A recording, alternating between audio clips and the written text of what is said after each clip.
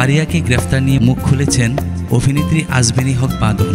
সামাজিক যোগাযোগ মাধ্যমে ফারিয়ার একটি ছবি শেয়ার করে আজ সকালে এক পোস্টে বাঁধন লিখেছেন, কি লজ্জার বিষয়, এই মেয়েটির কোনো দোষ নেই, সে মোটেও দোষী নয়, সে মোটেও দায়ী নয়।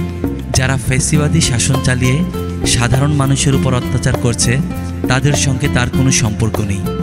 এরপর দেশের বর্তমান পরিস্থিতি নিয়ে বাঁধন আরও লিখেছেন, বর্তমান পরিস্থিতি এবং ব্যবস্থা নিয়ে আমি গভীরভাবে উদ্বিগ্ন। আমরা এমন দেশে বাস করি না যেখানে ন্যায় বিচার সাধারণভাবে প্রচলিত।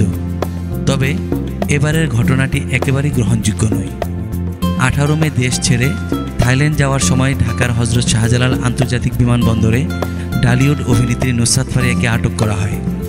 এরপর প্রাথমিক জিজ্ঞাসাবাদ শেষে অভিনেত্রীকে ভাটারা থানায় স্থানান্তর করা হয়।